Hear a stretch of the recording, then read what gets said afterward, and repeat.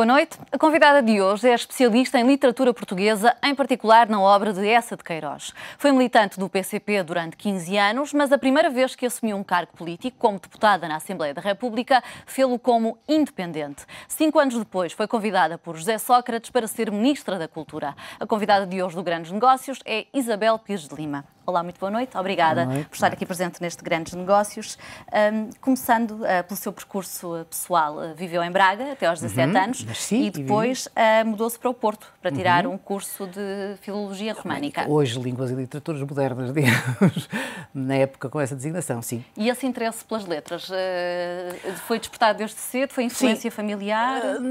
Desde cedo um bocadinho influência familiar, embora na minha família a maior parte das pessoas andasse na área mais do direito. De toda a forma, houve uma grande influência familiar. A minha casa... Mas nunca pensou ir para direito? Não, para direito nunca pensei, seguramente. Era um dos que sabia que não, nem direito nem medicina. Mas tive muitas dúvidas quanto ao que devia escolher. Nessa época nós tínhamos que escolher muito cedo, mais cedo que hoje. Isso era bastante complicado. Mas eu sinto que podia ter feito outros percursos, não é? O que me parece é que tinha manifestamente um gosto pelas ciências sociais, pela área das ciências sociais, das ciências humanas também. Talvez na época o curso que eu estivesse a procurar fosse mais Sociologia, mas na época havia muito poucas licenciaturas em Sociologia, era assim uma área onde, digamos, havia poucos cursos públicos, para não dizer talvez até só um em Lisboa, creio eu, de forma que eu acabei por enverdar pela área das línguas e literaturas modernas, sobretudo motivada pelo meu interesse pela literatura. É verdade que sim, quer dizer, muito mais pelas línguas. As línguas nunca me interessaram muito. E o que é que se recorda dos seus tempos de estudante? Tertúlias em cafés?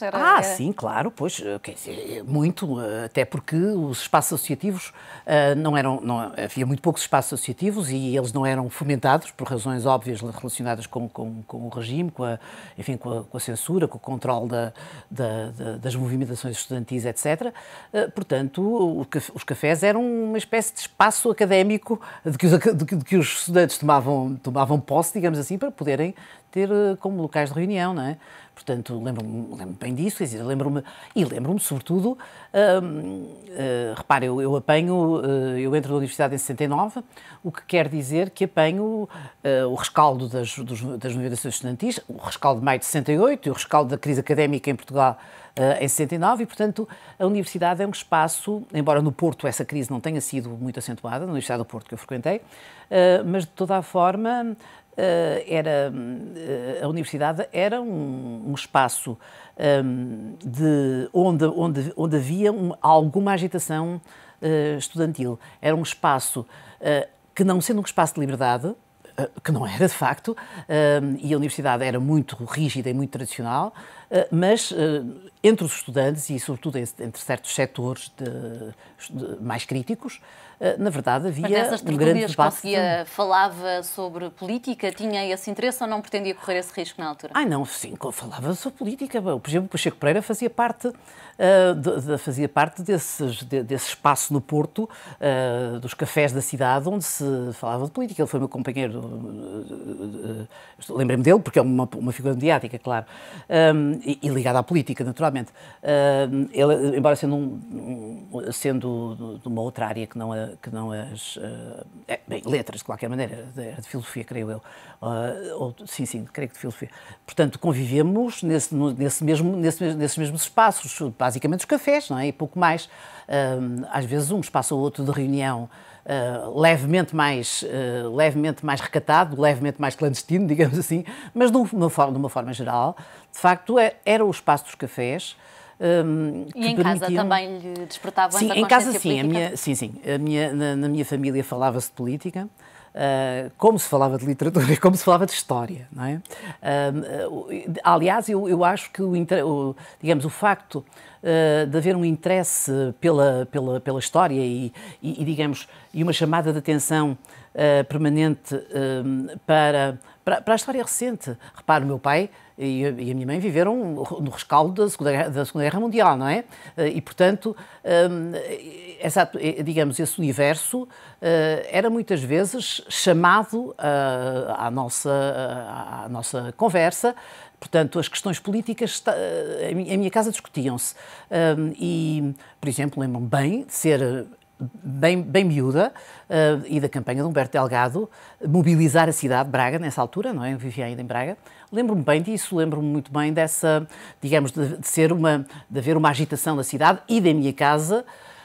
Esse assunto vira à baila. Mas na altura ainda não lhe passava pela cabeça ter uma militância num partido? Não, ou de modo nenhum. Ter qualquer tipo de atividade política? Não, quer dizer, numa fase muito juvenil, não. Na fase universitária, sim, quer dizer, na fase universitária,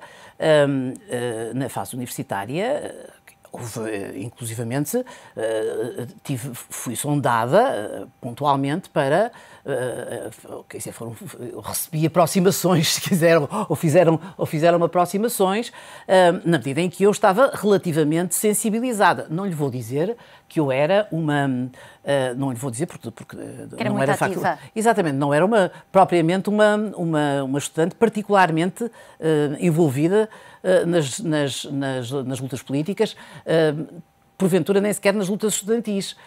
Agora, era uma estudante atenta a esse universo, bem consciente, digamos, da sociedade politicamente concentracionária, se quiser, para usar um termo um bocadinho forte, em que vivia. Portanto, tinha perfeitamente consciência política, não é? E, aparentemente, pela sua descrição, fez este curso de línguas quase por acaso. Sim, um bocadinho. As letras, digamos que... sim, digamos assim, está bem. E já que não era assim, não estava assim tão convicta, porque tinha o tal interesse pela sociologia, de onde é que surgiu esse interesse e depois veio a especializar-se em Eça de Queiroz? Não, quer dizer, o interesse pela literatura também vem um pouco de trás, como lhe disse, eu sempre tive interesse pela leitura, não é? A leitura interessou-me sempre e a leitura de texto literário muito particularmente. Eça de Queiroz foi um bocadinho essa escolha foi um bocadinho fruto de circunstâncias também relacionadas com as áreas que estavam mais, se quiser, mais desertas dentro da minha faculdade, na medida em que havia necessidade de formar gente na área da literatura do século XIX, naquela área específica também do realismo. Não havia ninguém com formação, portanto também foi um bocadinho, não foi essa a razão primeira, até porque nessa época, digamos que a minha faculdade era muito incipiente no que diz respeito às áreas das literaturas e, portanto, havia possibilidade de fazer muitas escolhas, mas na verdade foi um bocadinho, foi um campo que talvez eu tenha escolhido, isso, particularmente o tipo de abordagem que fiz à obra de Eça de Queiroz, talvez tenha havido aí uma motivação do meu interesse uma motivação ligada ao meu interesse pelas ciências sociais e pela sociologia, na medida em que a leitura que eu faço, a abordagem que eu faço da obra de Eça de Queiroz é muito uma abordagem pelo ângulo... naquele ano. Exatamente, pelo ângulo da sociologia, da produção literária e, portanto, digamos... Justamente a propósito disso, há alguns anos tive a oportunidade de entrevistá-la a propósito dos Maias de Eça de Queiroz e nessa altura disse que considerava que os Maias é uma obra de maturidade e que reflete o pensar de Portugal com algum desencanto. Reconhece no Portugal de hoje esse desencanto descrito na altura por Eça de Queiroz? Sim, muito. De resto, digamos que a geração a que essa pertence, a geração de 70, é uma geração que determinou muito a atitude das elites culturais e intelectuais portuguesas durante todo o século XX, que é uma atitude de sistemático desencanto relativamente ao projeto Portugal, digamos assim, não é? Se pensarmos todo o século XX, desde os finais do século XIX, desde essa época e durante todo o século XX, nós vamos assistir a uma grande desconfiança, se quiser, desencantada, não é? Das elites portuguesas relativamente a uma possibilidade de regeneração, para usar uma palavra que era muito usada pela geração do ESA, na regeneração de Portugal, não é? Quer dizer, desde essa época, não é só desde essa época, é mesmo antes dessa época, mas a partir dessa época eu acho que há de facto digamos, a lição da geração de 70 relativamente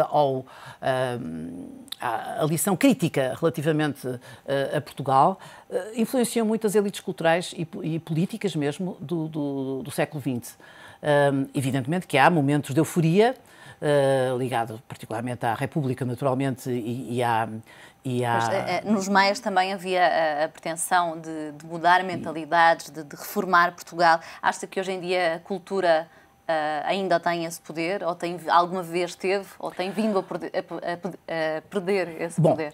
Digamos que eu acho que os intelectuais acreditaram particularmente a partir do século XVIII, a partir enfim, das luzes, não é? Acreditaram que o conhecimento, a ciência, o pensamento contribuiriam para mudar o mundo, não é? Contribuiriam para reformar, para mudar o mundo e, no caso específico de Portugal, para reformar Portugal.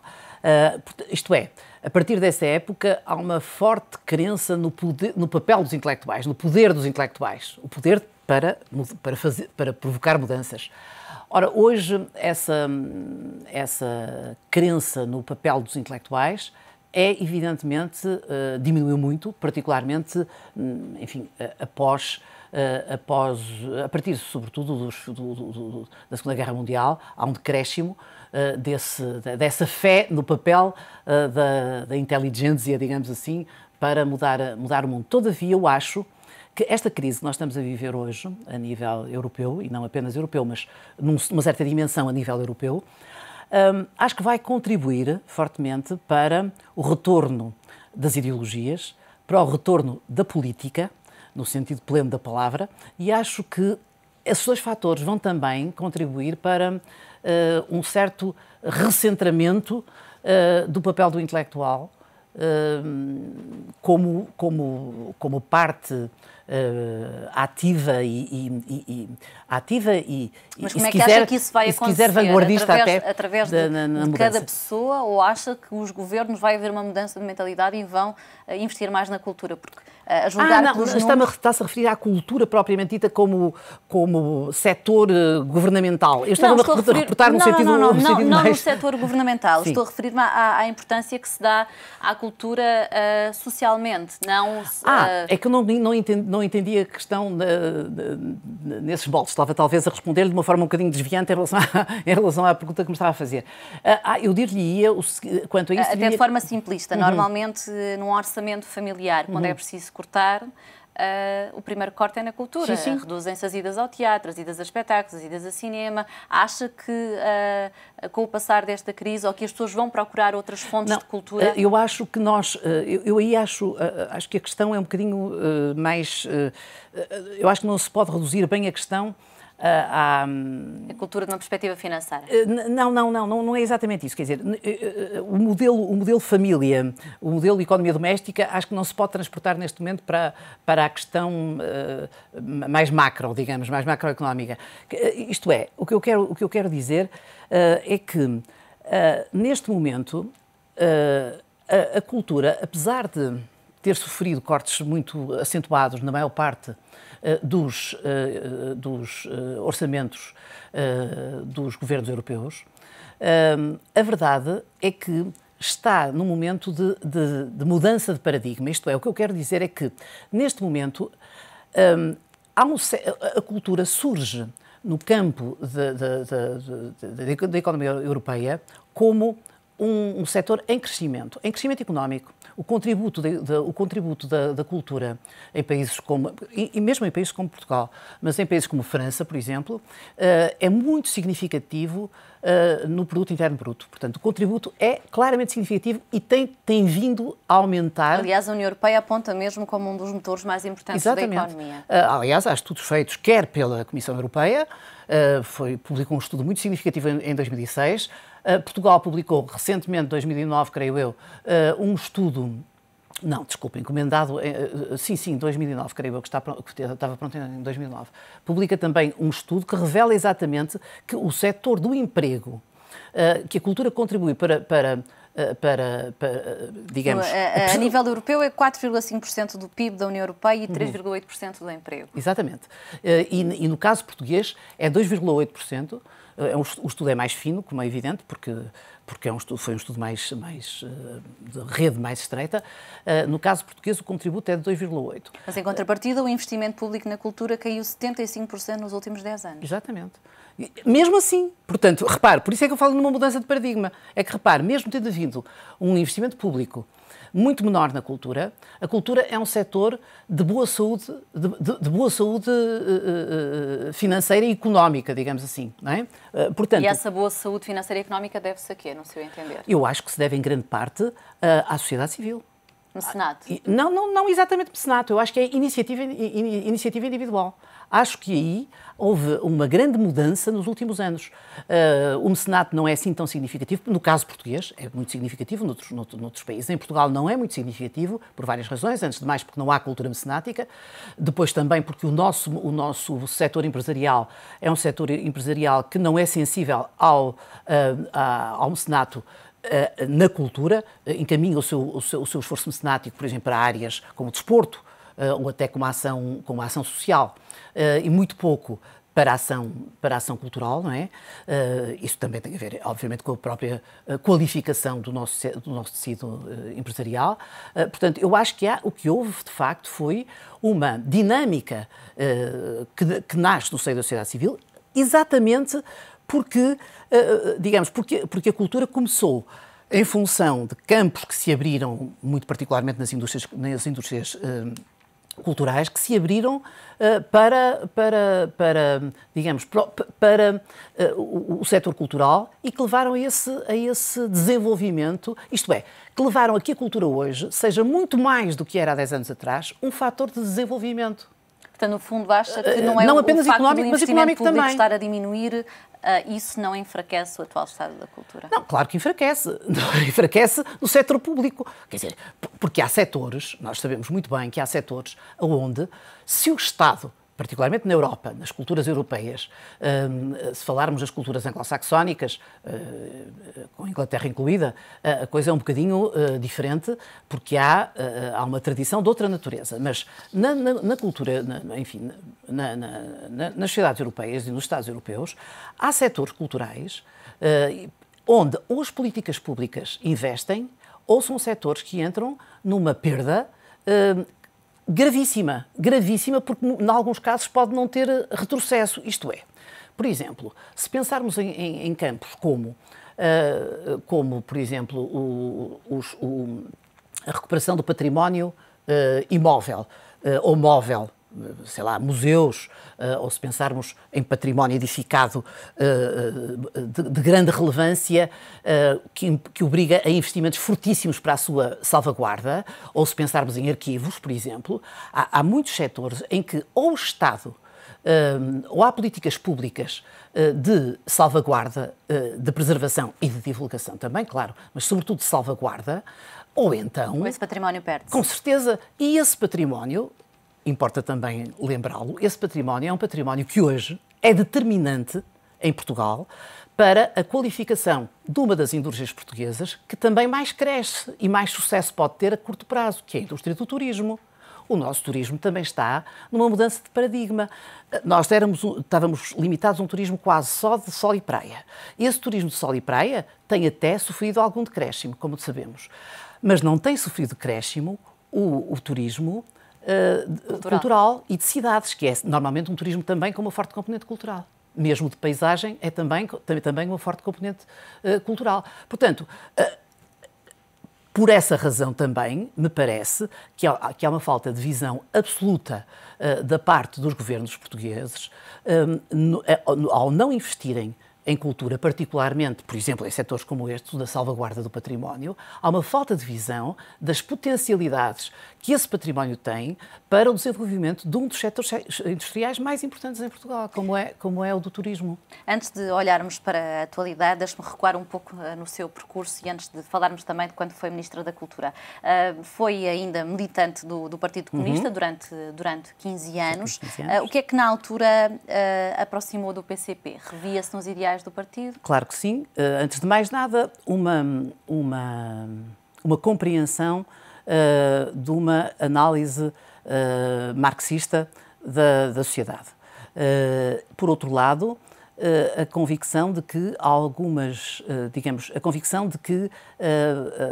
o Partido Comunista tinha instrumentos